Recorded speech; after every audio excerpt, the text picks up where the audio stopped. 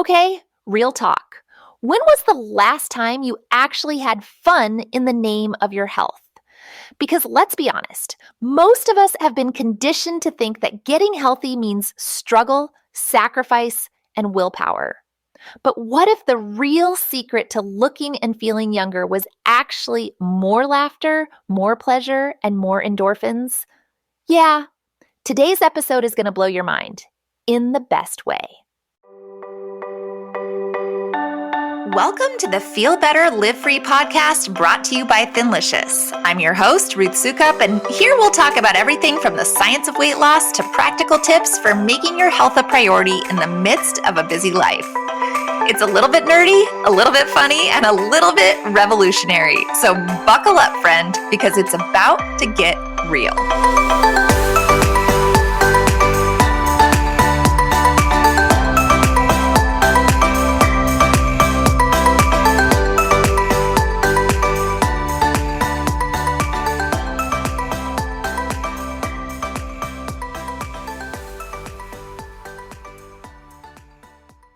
Hey there, and welcome back to the Feel Better, Live Free podcast. Once again, my name is Ruth Sukup, and I am the founder of Thinlicious, and today I'm chatting with Dr. Gowri Rocco, a double board certified physician with over 25 years of experience and the founder of Optimum Wellness and Longevity in Corona, California.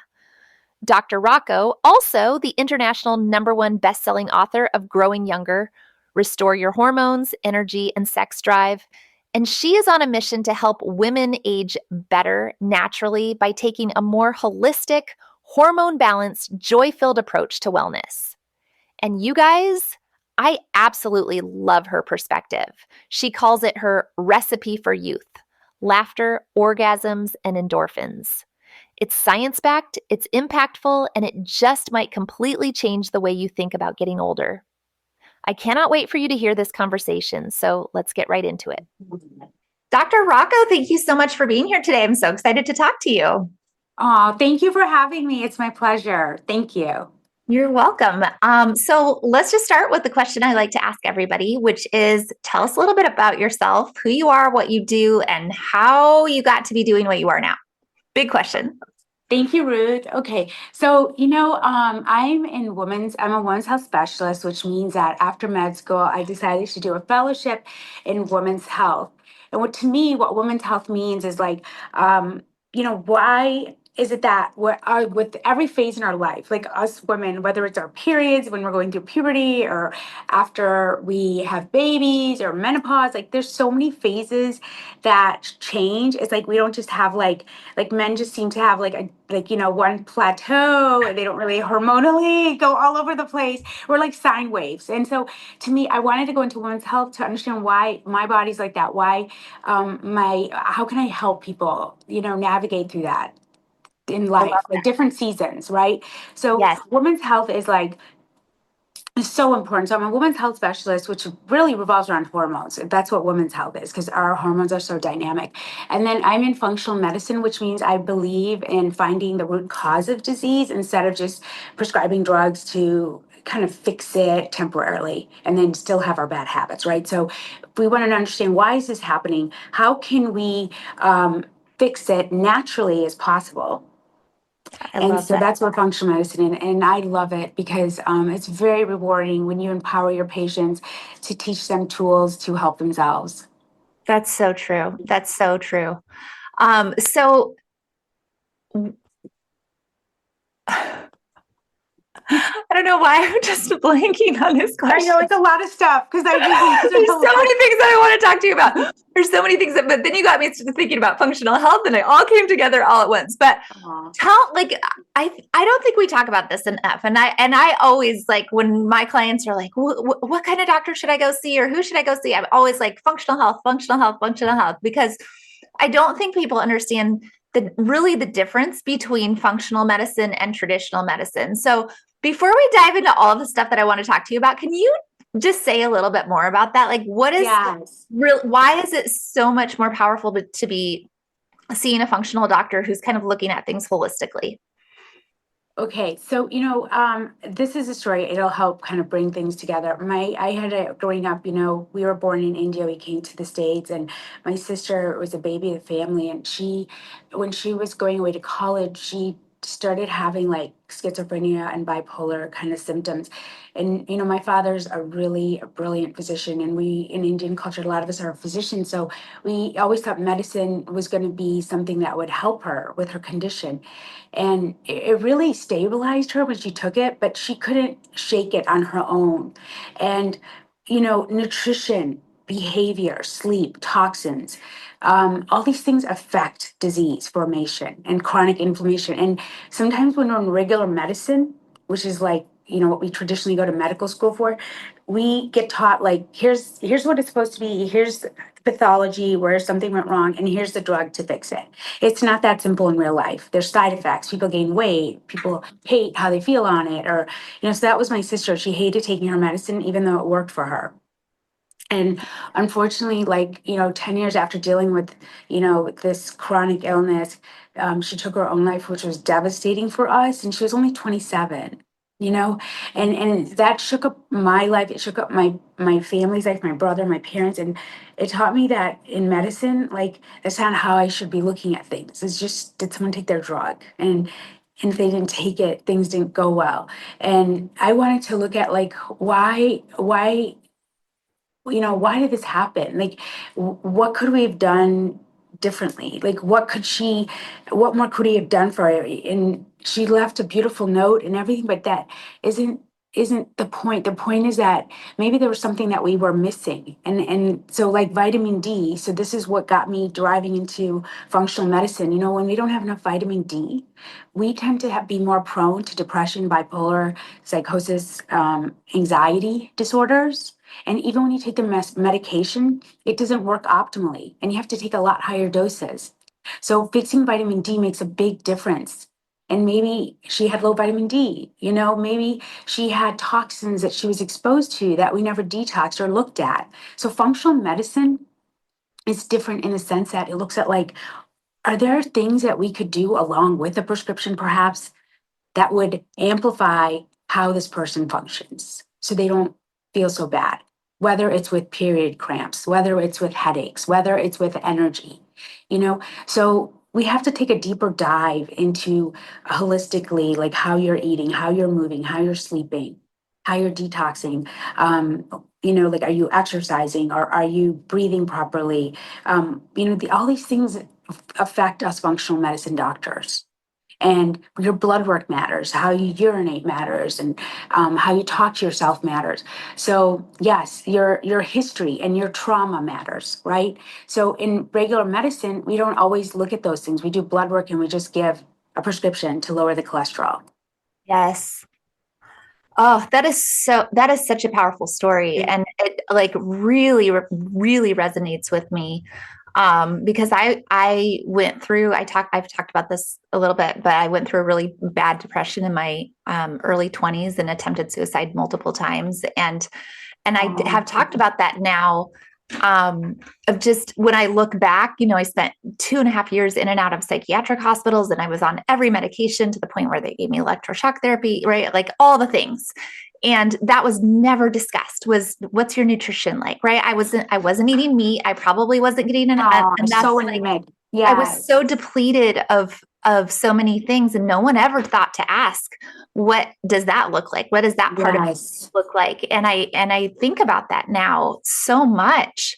And it really I mean, what a heartbreaking story, but how powerful of a legacy that has left for your patients to know that there's something so much deeper there that is Yeah. behind why you care about their whole life, and they're all like every part of their health, and not just what medicine can I push on you and what drug is going to Yeah. fix this problem, right? It's not that simple. Yes. You're not simple machines. But man, thank you for sharing that. That is Oh, no, Ruth, I love your story. You see, that's an inspiration, like that you went through that and you battled through it, and you're stronger for it, and you can help people conquer their, pain, because it's very painful and you feel so lost and it's scary, you know, and yeah, I'm so sorry for what you went through. And But I'm so proud of you for enduring through it and conquering through Thank it. you. Yeah, no, I mean, and it's been a long time, right? And I've been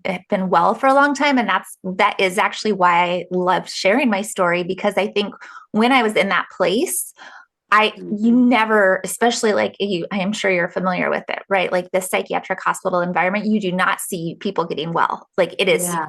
It's it is very negative. a Yes. revolving door. They leave and come back and get readmitted and readmitted, and no one. And I used to say that to my doctors, like, how can you tell me I'm going to get better? I am a lost cause, because everybody else here is a lost cause, and they just keep coming back. No one gets better. You can't show me a single person. And now I get to be that person who's like, I'm here. I recovered. I am better. I Yay. am fully Yeah. healed.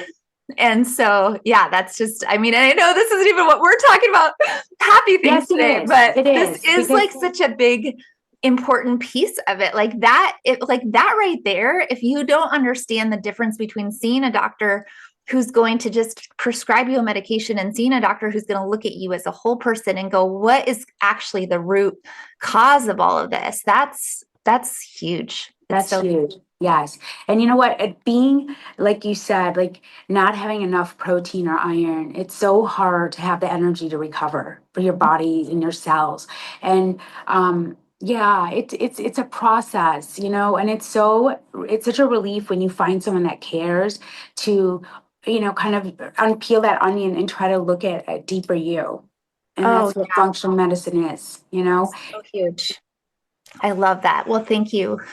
Thank you for what you do. It's amazing. So let's talk a little bit more about what you really talk about in your practice and with your clients about laughter, orgasms, and Yeah. endorphins as your recipe for youth.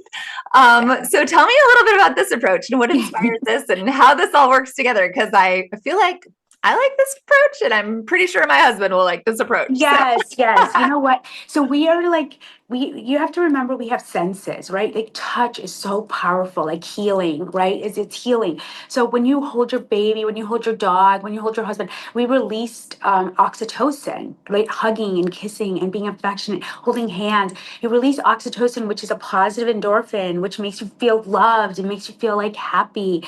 And like, when you look at the sun and you have a dopamine hit, or when you go for a walk and you have like energy, all these hormones, especially with orgasms, you release prolactin, you release oxytocin. These are all positive endorphins that make you feel good and loved. And it's like a hug, and you sleep better. That's a natural sleeping aid if having orgasms before you go to bed. Yes, really, and yes, 30 to 40% people sleep so much better, like just having that in itself. And if you take a magnesium, that helps you sleep better. Taking a chamomile tea helps you sleep better. So, like, it's amazing. Like, there's so many natural things that are free and that are like safe to do that, these are God given things that God gave us, like hormones and like feelings. And laughter is another way. Like, when you laugh, you release serotonin, epinephrine, all these good chemicals that make your brain feel good and that prevent disease, that heal you. Laughter yoga in India is a real thing. They literally go to yoga class and just make each other laugh. And really. that makes them, yeah, that increases your immune system. You know that? Like, Ruth, when you wake up in the morning, you should have a better immune system. When you laugh, like a really good belly laugh, or when you just like smile, it's contagious and it increases your immune system. So all these like really nice things that you could do like every day, like it's a powerful way of improving your immune system, sleeping better, feeling more loved, and it doesn't even require words, I you love know? that. I Hmm. love that. So how do people get more of that in their life, right? Like I feel like we're in such a society where it's go go go all the time. It Yeah. is like high stress. There's, all of the things, especially women in their 40s and 50s, right? You're Yes, dealing with we are like hit in every teenagers who do direction. not give you endorphins. Yeah, that's true. I have 3 kids, and yes, yes, yes. But you know what? Like, what's really significant is you really have to prioritize we as women have to have like our maintenance time, like our love time for ourselves. So whether you want to read a book, whether you want to journal, like you can do multiple things, but I would put aside an hour a day, whether it's early in the morning while they're still sleeping, or in the evening, or whether in their school. But you really have to prioritize it. Like, we can do anything if we just prioritize it. So like going for a walk, oh my gosh, in nature outdoors is a great like me time, getting a massage, like writing, journaling, reading a book, just even like whatever makes you feel good. Try to do something every day for yourself, every single day. Like we matter because we raise families, we have, careers, we have to stay healthy if we want to exude that to other people, you Yeah. know? Well, and it's that whole idea of putting on your own oxygen mask first, right? Like Yes, we exactly. don't think we have time for that, but do you have time to get sick for and be down for the count Right, for 3 days, right? Like right, this is right. actually saving you time when you're taking care of yourself and taking care of your own well-being Yes, because it's keeping your whole life going yes. and flowing and allowing you to pour into everything else with more energy. I love that rationalization because I think we need that rationalization, right? For it to Yes, say like, no, this yes, isn't you're selfish right. that I'm sitting here and reading a book for an hour. This is me. This is what is keeping me healthy and keeping Yes, me. and it lowers your blood pressure. It lowers your Yeah. cortisol levels, improves your immune system. And you know what? Like another thing is like it's really important that we realize how we think up here. This is our terrain. This is our brain, okay? And whatever we think here reflects on our body. And it's important that we start with positive thinking. Like even when things go really hard and things look so scary and unknown, uncertainties, you have to think positive because that's when it really matters. That's when faith matters. That's when, being optimistic matters. Not when things are great.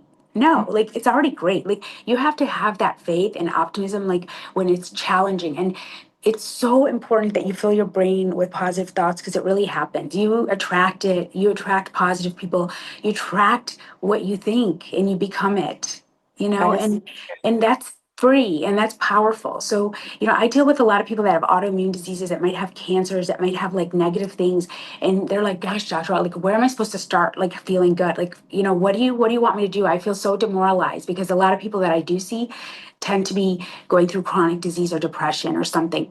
And I tell them, I said, you know what? Like it's so important that you imagine tomorrow's a better day. If you think it's going to be crappy again and shitty and just like yucky again, it will be. And so you have to want it. You have to imagine it.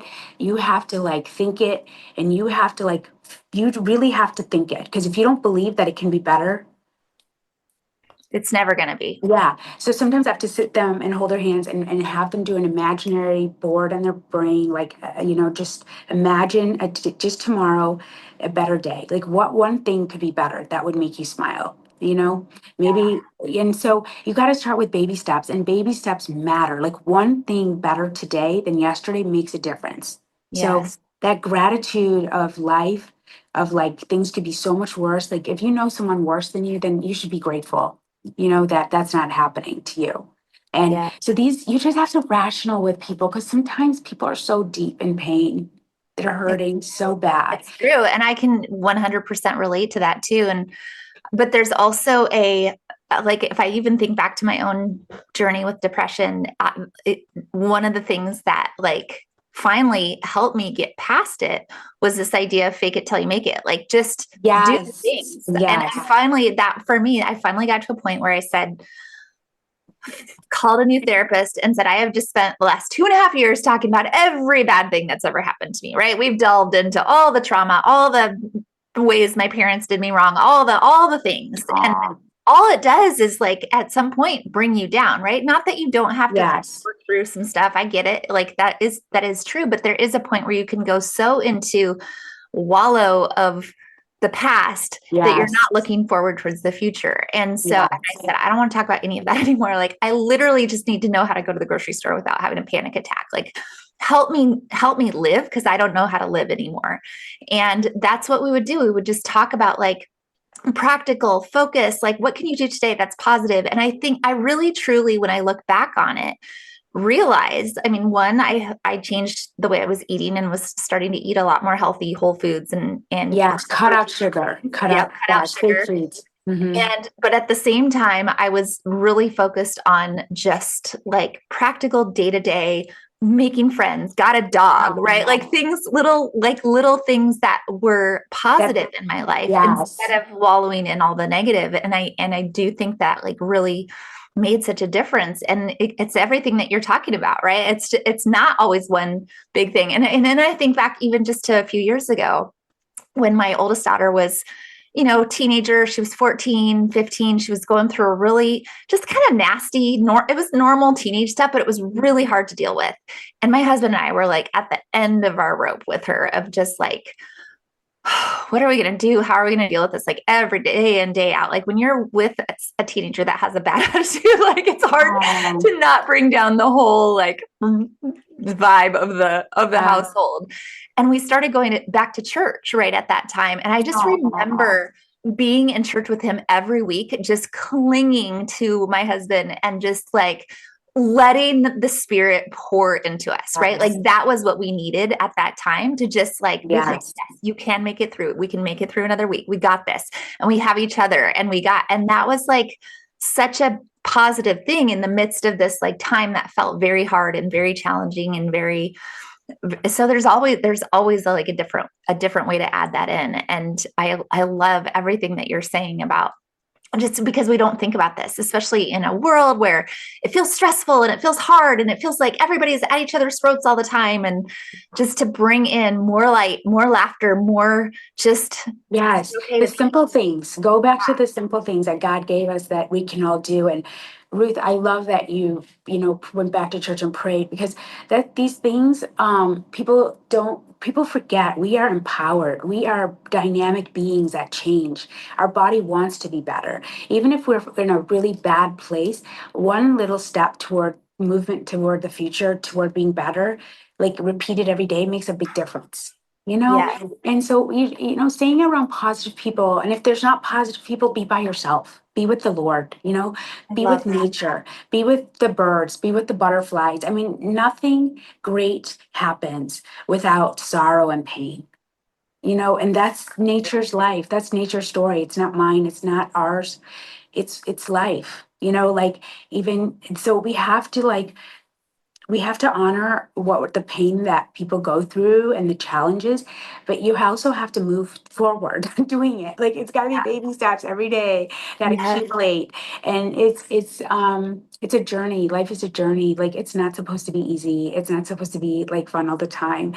And just the fact that you have a partner in your life, like you have a husband, you have someone that like loves you, that goes through it with us. Like it's so helpful. Whether it's your parent or your child, it's someone you love, like your husband or wife, like it makes a big difference that we're not alone because loneliness is another big, cause of disease. And we need to feel community and God and people and pets. And like we don't want to be alone all the time. You can be alone when you want to think about things. That's healthy.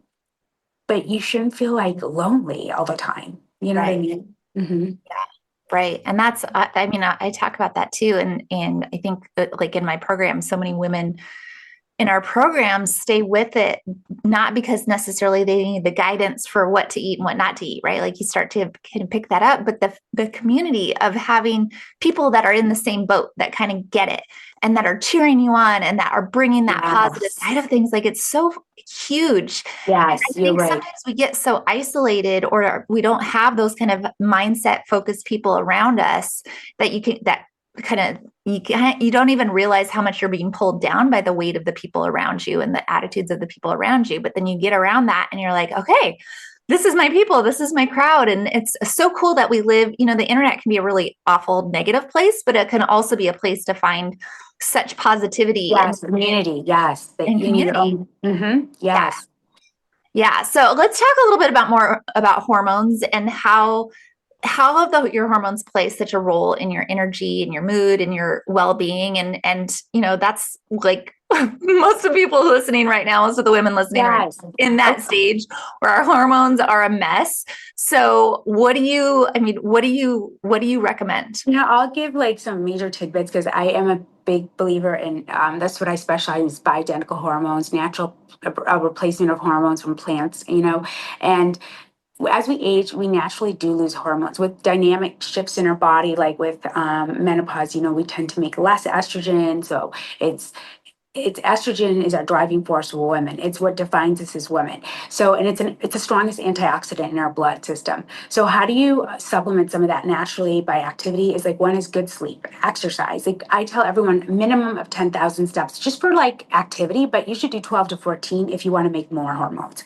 And just also, menopause is more of a Western philosophy than it is throughout the rest of the world, to be honest, because you have to keep yourself busy and keep your brain active, journal, read, write. I'm not talking about just getting on the internet. I'm talking about like actively learning something every day, whether it's gardening or whether you want to learn how to play golf or crocheting, right? Like whatever it is, find joy in it. And that increases your endorphins and hormone balancing. So hormones have not just to do with estrogen.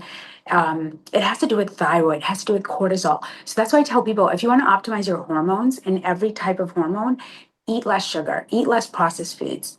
Okay, move more, sleep at least 6 to 7 hours minimum. And if you can't do that, some people don't value sleep. Then you know what? Move. Moving it like really burns off sugar and bad chemicals and toxins. You sweat it out and you replace it with good energy. And our body has autophagy, which means like it knows how to kill off bad cells and replace it with good cells. And that happens with movement, with good eating, like nutrient dense foods, vegetables, eating lots of good fats. Good fats are critical for brain health and making Yes. hormones.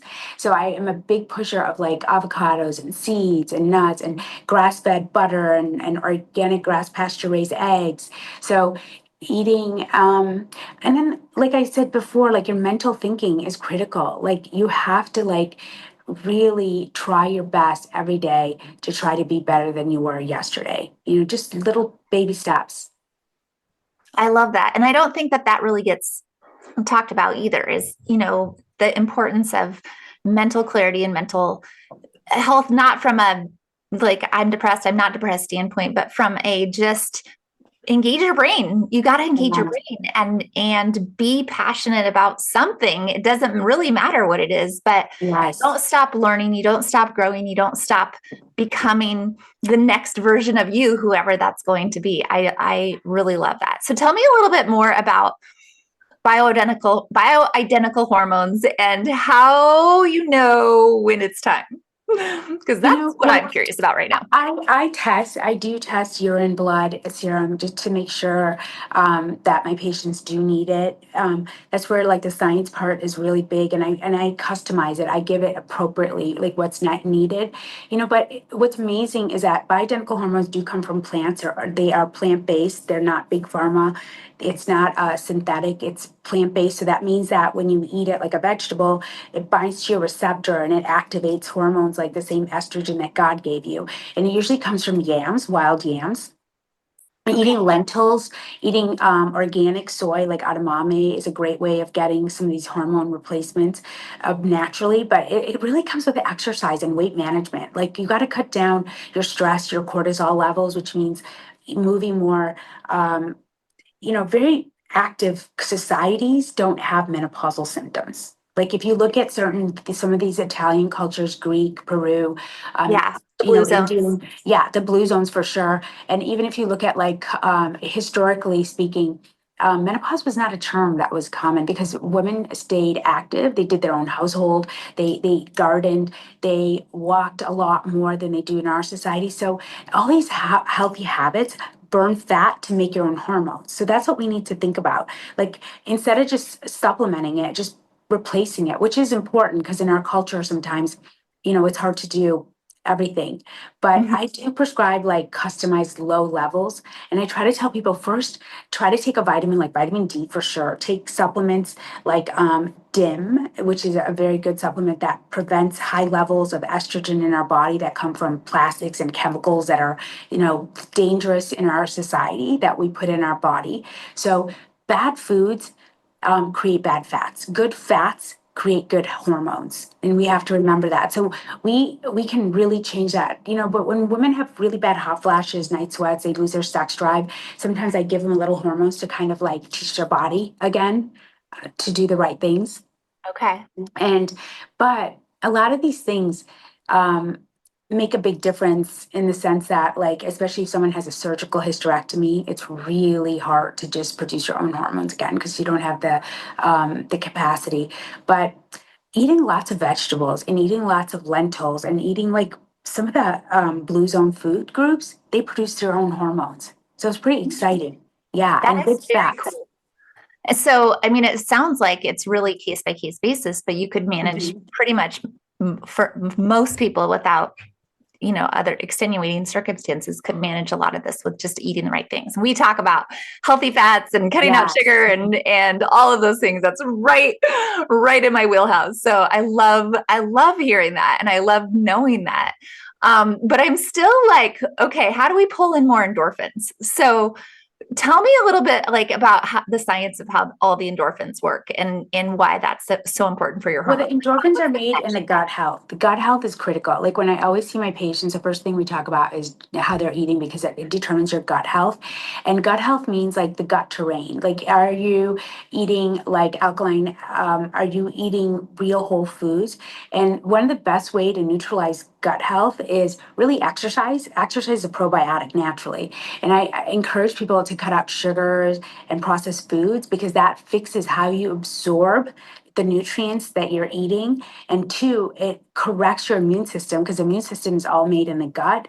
And three, the most importantly, you release endorphins in the GI system. So that way you release serotonin, epinephrine, norepinephrine, dopamine. It's all released in the GI system and it binds in the brain. You see? So the most important thing really is your gut terrain. And if you have a great GI system, you have a great skin, you have great skin, you have great immune system, and your body can fight dementia because type 3 diabetes is dementia is Alzheimer's, so it means it's too much sugar. It's not just rusting your organs, it's rusting your brain. So Yeah. the first thing I work with my patients is really teaching them to cut out sugar and processed foods, and then really It everything all else comes back to that. improves. Hmm. Always. It's like the cure to almost everything. Yes, it is because it improves your endorphin release, it improves your immune system and your hormone balance.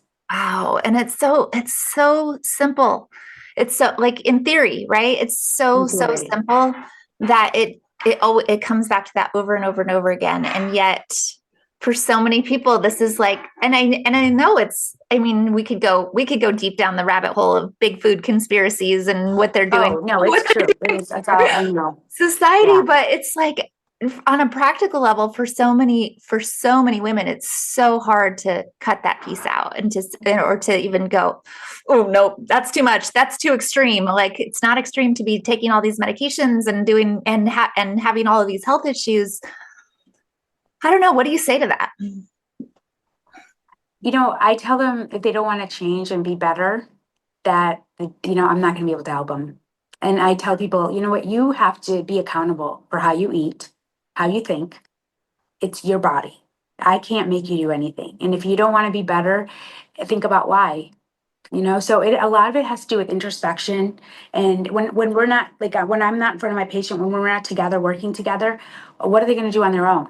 That makes a difference because it's 90% them and maybe 10% me. A lot of them think it's me, but it's not. It's them. They're doing all the hard work. They're making the right decisions. They are doing all the effort. So all I can do is provide them education and teach them and guide them. But it's up to us to be accountable for our actions, how we think, how we eat, how we sleep. So, we have to be willing to take that. So if you don't want to be better, then you have to accept what's happening because that's the reality. Yes, it is. And I love that. I love the tough love. So what kind of transformations have you seen in your practice for patients who have like actually taken responsibility and implemented what you're saying? I feel very blessed. I love my patients. They're high retention. Like, I've treated them for decades, and I see them and their kids, and now some of them have grandkids. It's amazing. Like, just to follow someone's life and family growth. And so, transformation comes in multiple seasons. Like after COVID, we had to worry about immune system more, not just like, cancer prevention or heart disease prevention. So if you teach someone the right tools, like how to eat right, how to improve their own immune system, they pretty much have it. Like I call it cruise control. Like I teach them like how to fix the major things so they can do what they have to do at home and they don't always have to see me. I don't really prescribe antibiotics that much at all. So they're fixing their own immune system to be better, and all I do is keep in check with them and make sure that they are taking the right supplements that are good for them or the right, medications if they need them, like hormones. But really, like, I mean, I have patients that are well in their 80s, like 87, that just climbed Machu Picchu in Peru. Like, they're amazing. Like, I feel like my couples that age or my patients that age, they age with vitality, with clear brain and healthy, sound bodies. Like, they're not like debilitated. They're living life. They're scuba diving, they're diving, they're playing golf. And that's what it should be. They're active creatures in the world.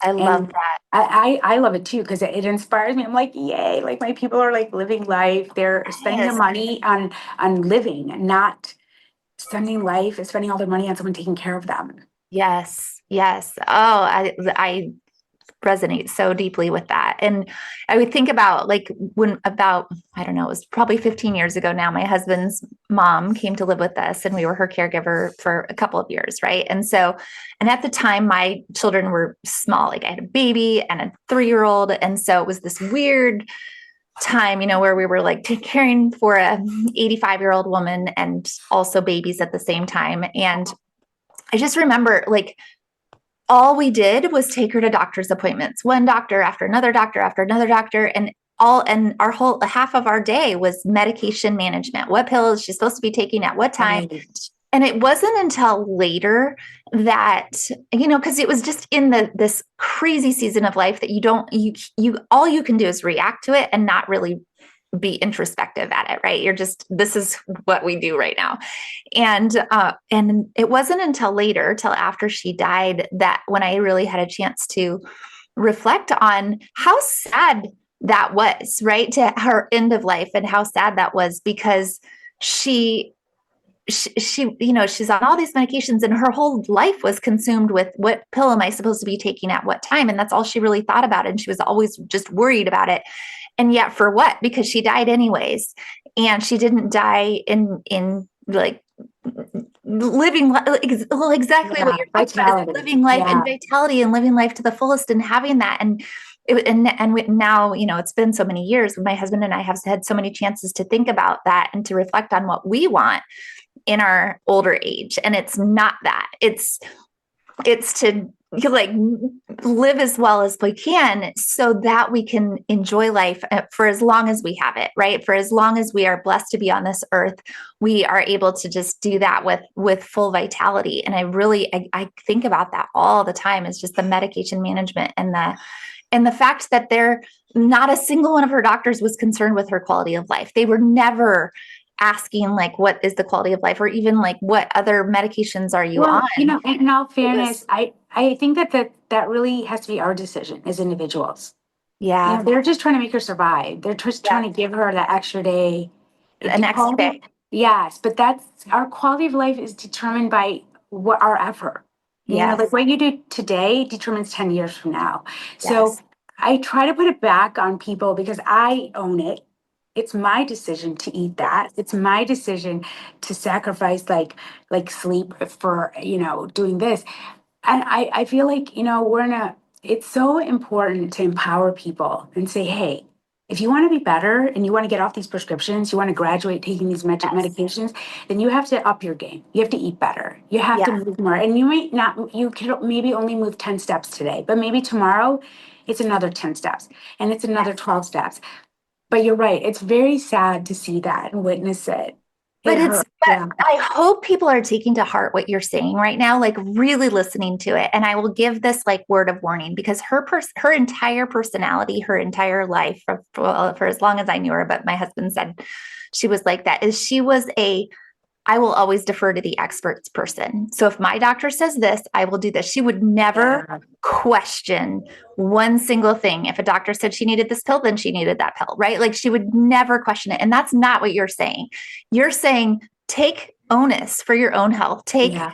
responsibility for your own health. Find a functional health doctor Yes. who Because will that's, mhm. work with you and give you Yes, answers, exactly. but Ruth. you are a capable person. And Yes. there is no excuse, especially in this day and age, No, to not be doing your own research and looking at your own things and understanding what is out there and what options are out there. that's Because right. at the end of the day, you're the one who has to live with the Yes. And you're the one who's going to take that medicine. Like when you go to see a doctor for high blood pressure, our goal is to lower the blood pressure. Okay, there's multiple ways. A lot of people, I'll be honest with you, when I tell them, look, this is what we're going to, they're like, oh my God, just give me the pill. Are you kidding me? That's too much work. Mhm. So you have to really understand, like, is your, do you want to do it the right way or the long way? Like, then, which is the long way, or do you want to do it just a quick fix? So it's not up to doctors to say, us to make those decisions all the time. We have to present options. That's why functional medicine is different because we present more options and we're willing to work with you and teach you. But I think medicine's after what's happened in our country now, especially right now, we're seeing dynamic changes happening. Like doctors want to go back to the roots. Like, even doctors are damaged, right? Mhm. Like nurses are damaged. Like our society is damaged and by food, by the toxins in our environment. And it's really sad. Like we have to provide people different options, not just medicines, but that's usually what insurance companies want you to do is give Yep. them a drug. So I don't blame my colleagues. I really think that everyone has to be accountable for their own health, and Yeah. people have to ask, like, is there another option for me? Like, what Yeah. else can we do, doc? Like, because sometimes that's what most people want is just a prescription. Yes. You're not in the majority, Ruth. You're educated. You dive in. You read. You find out. You're an advocate for your health, but not everybody does that. No, they don't. And that's where I hopefully a podcast like this, where you're listening Yes, to it this, opens up. Yep, it's opening your eyes to know like you can exactly. advocate for yourself. You can ask questions. There are alternatives, and you might not always be Yes, presented with those alternatives. If you, and you're right, like a lot of the doctors are a product of a system, a medical system yes. that is bought and paid for by the pharmaceutical industries. That's how Yep, they've big been trained. pharma. That's Hmm. what they know. And so they don't even know to offer anything different unless they've gone out and done their own research. And Right. yes, a little bit is that on them too. I would say so. But I think Yes. Oh, for sure, for sure, it's for a sure. systemic problem, right? Yes. There's a system, and I hope you're right, right? Like we've seen some of the changes that have just been I happening. know. I hope And that I'm everybody wants to very, make this better. very hopeful that the conversation in this country is changing. But man, this was a good conversation today. And I feel like we I could keep know. I going know. forever. But Yes. we are out of time. So Oh. just to follow up, where I'm sure everybody listening is going to be like, do you see people online? Because I want you to be my doctor. So how can people follow up with you? Where can they find you online? What options do you have? And tell us all the things. You know what? I don't really have that big online presence. I am, I have my book I wrote for everybody to read because I feel like if I can't see everyone, at least I can teach them my pearls of knowledge. So it's called Growing Younger, and they can get that book if they want to read. Start off with that because it's a lot of valuable information. And I wrote it myself. I really wrote it in plain English, not just medical lingo. And then also, you know what? I do a lot of fun stuff. Like I have a website. It's drgowrirocco.com, and I try to do what I can do because I have three kids and I work and I love it and I really try to keep myself balanced and self care. So it's not too. It's just like a mom's and pop shop. So I just do what I can do for my people and I love what I do. I So love that. I that's love that. that. Well, if you want to follow up and get Dr. Rocco's book and see your website and all the things, we will make sure to link to all of those in the show notes. And this was Thank you. amazing. Thank you so much for being here today. I learned Oh, my so pleasure. My much. pleasure. I Thank just love you. your story and love what you're doing. So keep it up. Thank you, Ruth. Thank you so much. Thank you. All right, guys, that about does it for this episode. Remember that you'll find the link to Dr. Rocco's website, her best-selling book, and all the other resources we talked about in the show notes. So be sure to check that out. And if you know someone else who might be interested in this conversation, especially if they're going through perimenopause or looking for more energy and vitality, please be sure to send it their way. Then be sure to subscribe to the podcast to be notified of future episodes, and I will see you back here for another new episode very soon.